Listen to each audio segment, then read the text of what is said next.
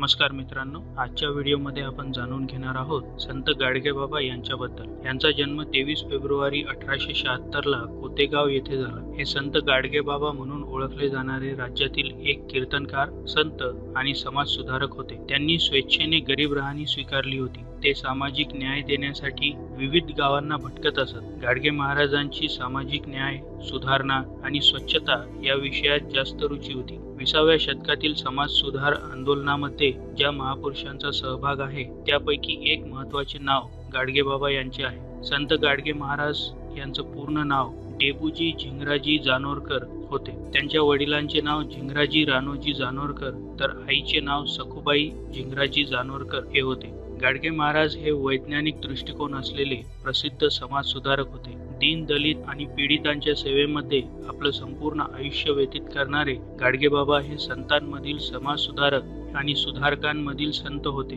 त्यांचं कीर्तन म्हणजे लोक प्रबोधनाचा एक भाग असे। आपल्या कीर्तनातून समाजातील दांभिकपणा, रूढी परंपरा यावर ते टीका करत समाजाला शिक्षणाचे महत्त्व पटवून देताना स्वच्छता आणि चारित्र्याची शिकवण गाडगेबाबा देत। गाडगेबाबा म्हणजे एक चालती बोलती पाठशाळा होती। तीर्थी धोंडा पाणी, देव रोकडा सज्जनी असेच सांगत दीन, दुबळे, अनाथ, अपंगांची सेवा करणारे थोर संत म्हणजे गाडगेबाबा। देवळात जाऊ नका, मूर्ती पूजू नका, सावकाराचे कर्ज काढू नका, अडाणी राहू नका, पोथी पुराणे, मंत्रतंत्र, देवदेवेशकरी चमत्कार असल्या गोष्टींवर विश्वास ठेवू नका अशी शिकवण आयुष्यभर त्यांनी लोकांना दिली। माणसात देव शोधणाऱ्या या संतांनी लोकांनी दिलेल्या देणग्यातील पैशातून रंजल्या गांजल्या अनाथ लोकांसाठी महाराष्ट्रात ठिकठिकाणी धर्मशाळा, अनाथालय, आश्रम, विद्यालये सुरू केली। रंजले गांजले, दीन, दुबळे, अपंग, अनाथ हेच त्यांचे देव।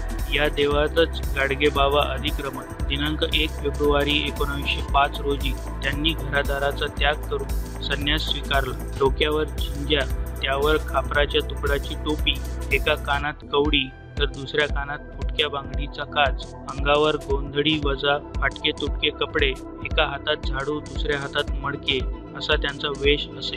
त्यामुळेच लोक त्यांना गाडगेबाबा म्हणू लागले। ते संत तुकाराम महाराजांना आपले गुरु मानित। मी कोणाचा गुरु नाही, मला कोणी शिष्य नाही असे ते कायम म्हणत। आपले विचार साध्या भोळ्या लोकांना समजण्यासाठी ते ग्रामीण भाषेचा, प्रामुख्याने वऱ्हाडी बोलीचा उपयोग करत असत। गाडगेबाबांनी संत तुकारामांच्या नेमक्या अभंगाचा मुबलक वापरही वेळोवेळी केला। संत गाडगेबाबांच्या कार्यामुळे या भागवत धर्माच्या कळसावर गाडगेबाबांनी 20व्या शतकात कर्मयोगाची ध्वजा चढवली असे म्हटले जाते। महाराष्ट्रातील समाजवादाचे प्रचंड व्यासपीठ असे यथार्थ उद्गार आचार्य अत्रे यांनी संत गाडगेबाबांबद्दल काढले आहेत। लोकसेवेच्या या धकाधकीच्या प्रवासातच त्यांचे अमरावतीजवळ वलगाव येथे पेडी नदीच्या पुलाजवळ 20 डिसेंबर 1956 रोजी देहावसान झाले। गोपाला गोपाला देवकीनंदन गोपाला या भजनाचा प्रसार करणाऱ्या, कर्मयोगावर दृढ श्रद्धा असणाऱ्या या सत्पुरुषाची आणि